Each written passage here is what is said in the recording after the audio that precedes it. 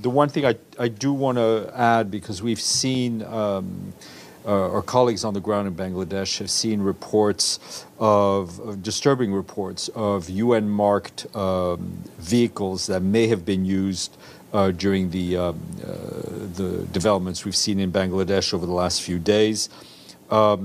It's important for us to stress that UN troop and police contributing countries are to use UN insignia and equipment marked with this insignia only when they are performing mandated tasks as part of a UN peacekeeping or UN political mission, and within the context of the deployment of any UN mission.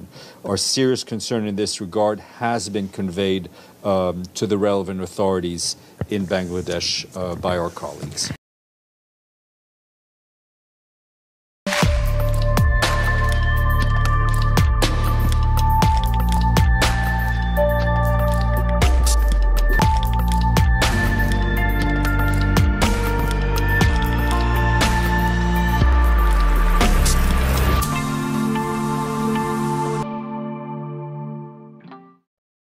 আমরা যে লড়াইয়ের সাফল্যের দ্বার প্রান্তে তার কয়েকটা লক্ষণ কিন্তু আমরা স্পষ্ট দেখতে পাইতেছি। ছাত্ররা গণ অভ্যুত্থানের ডাক দিছে, বিএনপি জামাত বিবৃতি দিয়ে এই লড়াইয়ের সর্বাত্মকভাবে ঝাঁপায় পড়ার আহ্বান জানাইছে। প্রফেসর ইউনূস জাতিসংঘ আর আন্তর্জাতিক সম্প্রদায়ের কাছে আহ্বান জানাইছে যেন তারা হস্তক্ষেপ করে এই সহিংসতা বন্ধে। কোটা আন্দোলনের নেতাদের ধৈরা ধৈরা পিটায় তাদের দিয়ে আন্দোলন বন্ধ করার ঘোষণা দেওয়া হইতেছে, কাম হইতেছে না, কারণ এইটা আর কোটার আন্দোলন নাই। সারা দুনিয়ায় যেখানে বাংলাদেশিরা আছে সেইখানে একাধিক প্রতিবাদ সমাবেশ হইতেছে, হাজার হাজার মানুষ সেখানে সমবেত হইতেছে। আর হ্যাঁ, আওয়ামী বাকশালীদের কোথাও কোথাও উত্তম মধ্যম দেওয়া হইতেছে। অবশ্য মধ্যপ্রাচ্যের অনেক দেশে আমাদের প্রবাসীরা নিষেধাজ্ঞা সত্ত্বেও বিক্ষোভ করে গ্রেপ্তার হয়েছে, তাও বিক্ষোভ করছে। এইটা সাহেব একের পর এক দেখান তো কতগুলো জায়গা, আমার এখানে অনেকগুলো জায়গার ভিডিও আসছে, আমি সবাই তো দেখাইতে পারবো না, মাফ করবেন, অনেক সময় লাগবে, কিন্তু প্রত্যেকটা জায়গায় যেখানে অল্প কিছু বাংলাদেশি আছে সেখানেও এই বিক্ষোভ সমাবেশ হয়েছে। আমার ধারণা যে পৃথিবীর অধিকাংশ দেখে 90% দেশে সম্ভবত এটা হয়েছে। আন্তর্জাতিক মিডিয়া ব্যাপকভাবে আন্দোলনের খবর আসতেছে, এমনকি টিভি নিউজে আসতেছে, আন্তর্জাতিক মিডিয়ায়। La polizia spara sui manifestanti, militari per strada, carcasse di autobus date alle fiamme, l'assalto al carcere, dopo quello la TV pubblica. Che cosa succede in Bangladesh? এইটা যে আর কোটা নিয়ে আন্দোলন হিসাবে নাই সেটা আন্তর্জাতিক মিডিয়াতে আসতেছে। গতকাল ফ্রান্সের বিখ্যাত শীর্ষস্থানীয় ফরাসি দৈনিক ওয়েস্ট ফ্রান্স ওইখানে আমার একটা সাক্ষাৎকার নিছে, সেইখানে সাক্ষাৎকারটা অডিও হিসাবেও আছে, এটা ফ্রেঞ্চ ভাষায়, তারপরে একটু শোনাইতে পারেন এইটা সাহেব। প্রতিবেদনতে শিরোনাম করছে খুব চমৎকার, তারা বলছে যে বাংলাদেশের চলমান ছাত্র আন্দোলন মূলত প্রধানমন্ত্রী শেখ হাসিনার শাসনামলের ভয়ঙ্কর দমন পীড়নের বিরুদ্ধে মানুষের ক্ষোভের বহিঃপ্রকাশ। আল জাজিরায় বিশেষ প্রোগ্রাম হয়েছে, সেখানে বলছে কোটার পরিমাণ কমায় না দেওয়া আদালতের রায় আন্দোলনে কোনো ছাপ ফেলে নাই। After weeks of widespread unrest in Bangladesh, the Supreme Court has changed a controversial quota system for government jobs. It's significantly reduced the share of public sector positions reserved for war veterans' family members. But despite the ruling, the protests appear to be far from over. So in this case, I don't think that the people and the protesters in general will be trusting the court's ruling, and that will bring the protest to an end. TRT একটা দারুণ programme করছে, আমাদের মাহমুদ ভাই ওখানে দারুণ বলছেন, শুনেন অল্প কিছু আমি একটু দেখাই। The quota protest, we have seen that this government, the current government of Bangladesh, they have committed a genocide against the young people of the country. I mean, they have killed about more than 300 people during the last 5 days. This is unthinkable. This has never happened in the history of Bangladesh, even during the Pakistan period. খুনি হাসিনার সরকারি আর দলীয় গুন্ডা বাহিনীর চরম আক্রমণের মুখেও গণযুদ্ধ তীব্র গতিতে ছড়ায় পড়ছে সারা দেশে। সমাজের সকল স্তরের সকল বয়সের মানুষ স্বতঃস্ফূর্তভাবে কোনো কেন্দ্রীয় নেতৃত্ব ছাড়াই নিজ নিজ এলাকায় ঝাঁপায় পড়ছে। খুনি হাসিনার পতন এখন এই লড়াইয়ের প্রধান লক্ষ্য। বাংলাদেশে যা হইতেছে তা গাজার সমতুল্য, আর হাসিনার বাহিনী ইসরায়েলের সেনা যা করতেছে গাজাবাসীর সাথে তার তুল্য। সে বাসায় বাসায় ঢুইকা গুলি করতেছে, দেখেন। মা এগুলা খুবই গায়ে লাগে, বাসায় মারবে কেন?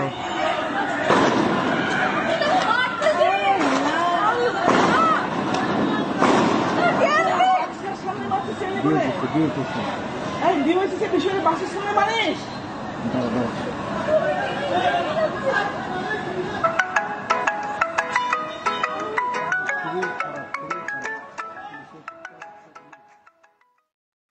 আমি আজকে একটা খবর পাইলাম দুইটা সূত্র থেকে, কনফার্ম করা যায়নি, একই খবর দুইটা সূত্র থেকে, যে যাত্রাবাড়িতে নাকি হেলিকপ্টার থেকে গুলি করে মারছে 33 জনকে।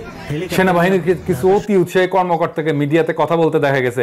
আজকে একজন ব্রিগেডিয়ার দেখাইতেছে হাসিনার কুত্তা, সে আন্দোলনকারীদেরকে সন্ত্রাসী বলতেছে, ব্রিগেডিয়ার জাকারিয়া নাম। অবগত আছেন যে গতকাল থেকে আমরা অপারেশন শুরু করেছি। আমরা সন্ত্রাসীদের ঘাঁটি চিহ্নিত করেছি এবং যে সকল বাড়িওয়ালা এখানে তাদেরকে প্রশ্রয় দিয়েছে তাদেরকে আমরা আইডেন্টিফাই করেছি। হাতিরঝিল কমলাপুর এরিয়াতে ওইখানে অপারেশন চালাইতেছে, সেনাবাহিনীর পোশাক পইরা কইতেছে, দেখায় রাখলাম, রেকর্ড রাখলাম, এটা ধরা হবে। আল জাজিরা একটা ভিডিও ফুটেজে দেখা যাইতেছে 13 বেঙ্গল রেজিমেন্টে বিজিবিতে নিযুক্ত সামরিক কর্মকর্তা লেফটেন্যান্ট কর্নেল মোহাম্মদ রেদওয়ানুল ইসলাম বিক্ষোভকারীদের উপর সরাসরি গুলি করতেছে সাবমেশিন গান দিয়া। একাধিক শান্তি মিশনে গেছে। আমরা ইউনাইটেড নেশনসকে বলবো, এই শান্তি মিশনে এই খুনিকে কিভাবে আপনারা নেন। ফ্যাসিবাদী হাসিনা ক্ষমতা থেকে উৎখাত হইলে তাকে গণহত্যা করার জন্য বিচারের মুখোমুখি করা হবে। এই যে দেখেন মেজর জেনারেল আমিনুল হক, মহাপরিচালক আনসার, কি কয় আগে শোনেন, তারপরে পরিচয় দিতেছি।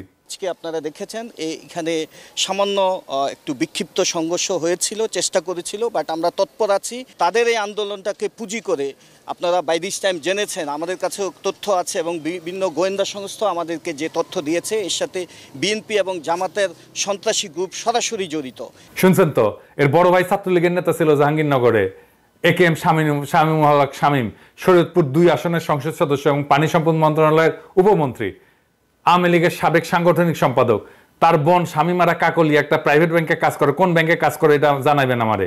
তার ছোট ভাই আশরাফুল হক ডাক্তার, কিন্তু আশরাফুল হক সিয়াম জাতীয় হৃদরোগ ইনস্টিটিউটের কার্ডিয়াক বিভাগের সহযোগী অধ্যাপক এবং কার্ডিয়াক সোসাইটির সাধারণ সম্পাদক। ওর চেম্বার কোথায় সেটাও জানাবেন। আবার দেখেন আরেক কুত্তা, র্যাবের কুত্তা, বলে যে প্রাণঘাতী অস্ত্র ব্যবহার করছে না, কত বড় মিথ্যাবাদী শুনেন আগে। আমরা কোনো মানুষের প্রাণহানি চাই না, এটা হচ্ছে আমাদের মূল কথা। আমরা যদি প্রাণহানি করি তাহলে এটা ক্লিয়ার করতে আমাদের ম্যাক্সিমাম 10 মিনিট লাগবে। তারা একটা আন্দোলন করতেই পারে, তারা আন্দোলন, গণতান্ত্রিক দেশে তারা আন্দোলন করবে, কিন্তু আমরা চাচ্ছি যে তাদের জন্য জানমালের কোনো ক্ষতি না হয়। সেজন্য আমরা নন লিথেল উইপেন ব্যবহার করে বারবার তাদেরকে ডিসপাস করার চেষ্টা করছি। কোনো সাধারণ শিক্ষার্থী নাই এখানে, সমস্ত সরকার বিরোধী লোকজন এখানে এসছে রাস্তায়। এরা বিএনপি জামাতের লোকজন। বড় হইলে হাসিনা হবে। এই র্যাব অফিসার তো কই থেকে আসছে? সেনাবাহিনী থেকে আসছে। তো এখন তার আমার ভিডিও দেখা যায় না বাংলাদেশে, তাও রেকর্ড রাখলাম, পরে দেখা যাবে নি, তখন এই সমস্ত প্রত্যেকটারে ধরা হবে, একটা একটা করে ধরা হবে। খুনি অবৈধ সরকারের বিভিন্ন সরকারি এবং দলীয় বাহিনী এখন দৌড়ের উপরে, তার প্রাণ রক্ষায় ব্যস্ত। ফলে কারফিউ জারি করে সেনা নামাইতে হয়েছে। কারফিউ এবং সেনা নামানো ঐতিহাসিকভাবে পতনের পূর্ব লক্ষণ। আইয়ুব খান পতনের আগে কারফিউ দিছিল, ইয়াহিয়া কারফিউ দিয়ে পালাই গেছিল, এরশাদ পতনের আগে কারফিউ দিছিল। এখন খুনি হাসিনার পতন কেবল সময়ের ব্যাপার। সরকারি অফিস ছুটি দেওয়া লাগছে, কারণ সরকারি আমলা অফিসে যাওয়ার পথে জনতার হাতে আক্রান্ত হইতে পারে। হাসিনার দলের লোকেরা এখন বাড়ি ছাড়া, ভয়ে বাসায় থাকতেছে না। হাসিনার আমলে জনতার যুদ্ধকে নস্যাৎ করার সরকারি চক্রান্ত ব্যর্থ হয়েছে। তথাকথিত সংলাপ নাটকটা মাঠে মারা গেছে, আদালতের রায় প্রত্যাখ্যান করছে জনগণ। লড়াই থামে নাই, কারণ একটাই, এটার কোটা সংস্কারের লড়াই নাই। জনতার এক দাবি, খুনি হাসিনার পতনের আগে এই গণযুদ্ধ যে থামবে না সেটা এখন পরিষ্কার। সমাজের প্রত্যেকটা অংশ এক হয়েছে হাসিনার বিরুদ্ধে। এটা একটা ডিফাইনিং মোমেন্ট। এই টাইমটা আসতে হয় রাজনৈতিক পরিবর্তনের জন্য। আমার অভিজ্ঞতায় 90 এরশাদ পতনের আগে আমি ঠিক এই সময়টা দেখছিলাম। আমার মনে হয় যে 1 সপ্তাহের মধ্যে বাংলাদেশের ভাগ্য নির্ধারণ হয়ে যাবে। কি হবে? কারণ এর বেশি সাস্টেন করতে পারবে না। ঢাকা শহরের অবস্থা ভয়াবহ। ঢাকায় আমি কথা বলছি আজকে, বাসায় বাসায় কারেন্ট নাই, কারণ পেমেন্ট করতে পারতেছে না। নেট বন্ধ, মানে ও ডিজিটাল বাংলাদেশ করছে, এখন ডিজিটালি বন্ধ করে দিছে, ইন্টারনেট বন্ধ করে দিছে। মানে আপনি টাকাও তুলতে পারবেন না এটিএম থেকে, বিল দিতে পারবেন না, ইলেকট্রিসিটি না থাকলে পানি তুলতে পারবেন না, পানি নাই বাসায়, খাবার নাই, দোকান খুলে দিচ্ছে না, কারণ লুটপাট হয়ে যাচ্ছে দোকানগুলো। ঢাকায় কোনো খাবার ঢুকতেছে না বাইরে থেকে, কোনো ইকোনমিক অ্যাক্টিভিটি নাই, প্রবাসীরা রেমিটেন্স পাঠাইতেছে না, ব্যাপক ক্ষয়ক্ষতি হয়েছে। আগুনে যা ঠিক করতে অনেক সময় লাগবে। প্রচুর ভবন ভস্মীভূত হয়েছে, টোল প্লাজা ভস্মীভূত হয়েছে, সরকারি স্থাপনা ভস্মীভূত হয়েছে। এমনিতেই রিজার্ভ জয় বাংলা, টাকা ভিক্ষা করতে গেছিল চীনে, টাকা পায় নাই। আর এই টাকা সে কেমনে পাবে? ব্রিজ, টোল প্লাজা থেকে শুরু কইরা সেতু, ভবন, টিভি ভবন, অসংখ্য স্থাপনা গুড়ায় দিছে, জনতা পুরাই দিছে, পুলিশ র্যাবের অসংখ্য গাড়ি পুরাই দিছে। হাসিনা রক্ত শূন্য হইয়া মরবে। আমি বলছিলাম বারে বারে যে হাসিনা একটা জেনোসাইড করবে ক্ষমতায় থাকার জন্য। আমার সেই আগের ভিডিওগুলো যদি দেখে না থাকেন, আমি রিটা সাহেবকে কয়েকটা ভিডিও থেকে কয়েকটা অংশ দেখাতে চাই। আমি কয়বার বলছি এটা যে হাসিনা একটা ক্ষমতায় থাকার জন্য জেনোসাইড করবে। আজকে যখন ভিডিও করতে ঢুকবো সেই মুহূর্তে খবর পাইলাম আরেকজন নেতাকে মারছে রংপুরে। বাকি আঘাত হয়তো খুব শীঘ্রই আসবে।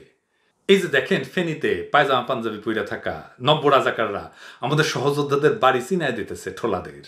বাসায় বাসায় শুরু হয়েছে অভিযান। বাসায় কাউকে না পাইলে বাড়ির মহিলাদেরকে ধর্ষণের হুমকি দিতেছে হাসিনার কুত্তারা। আমাদের কাছে কলে সব হিসাব লেখা আছে। আমরা আন্তর্জাতিক সম্প্রদায়ের কাছে আহ্বান জানাই, একটা গণহত্যা শুরুর আগেই যেন আন্তর্জাতিক সম্প্রদায় ব্যবস্থা নেয়। হাসিনা একটা ম্যাসাকারের পরিকল্পনা করতেছে। ইদানিংকালের হাসিনার কথায়, তার দলের লোকের কথায় সেটা স্পষ্ট হয়ে উঠছে। এখন আমাদের করণীয় কি? মানুষের শরীরের সবচেয়ে নরম অংশ হইল তলপেট। খুনি হাসিনা তার জঘন্য তলপেট দেখায় দিছে, থলথলা। তার লেসপেন্সাররা করজোরে বলতেছে ছাত্রদের দাবি মাইনে নেওয়া হবে। 2 দিন আগে যারা রাজাকারের বাচ্চা বইলা গালে দিছে, এখন তাদের হাতে পায়ে ধরতেছে, কান্নাকাটি করতেছে একটা ডিল করার জন্য। তারা নাকি ডিলও করছে, ছাত্র নাকি আন্দোলন তুলেও নিছে। থামছে কিছু? থামে নাই।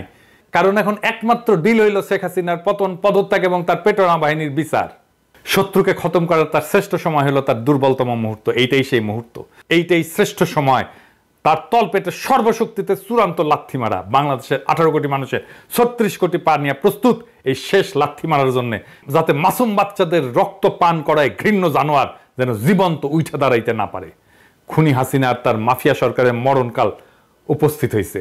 কুমড়ো পটাশ বলছে আধা ঘন্টা নাকি লাগবে ঠান্ডা করতে সব। ওই নাকি রক্তপাত চায় না, সেই জন্য আধা ঘন্টার মধ্যে ঠান্ডা করিচ্ছে না।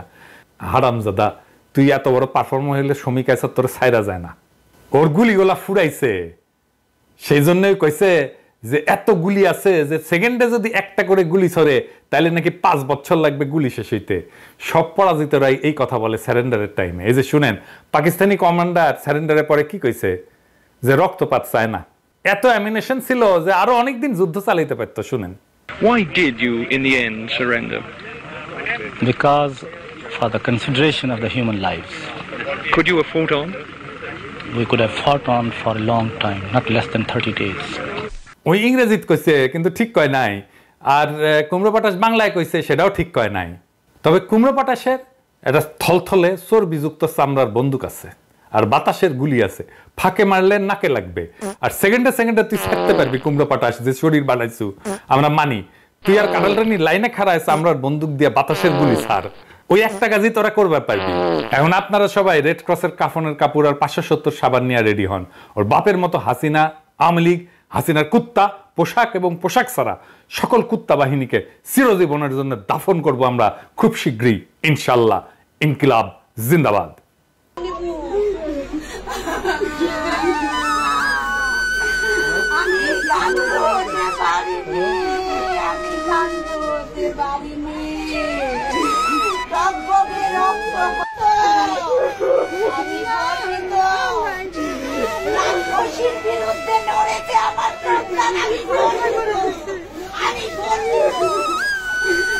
আমি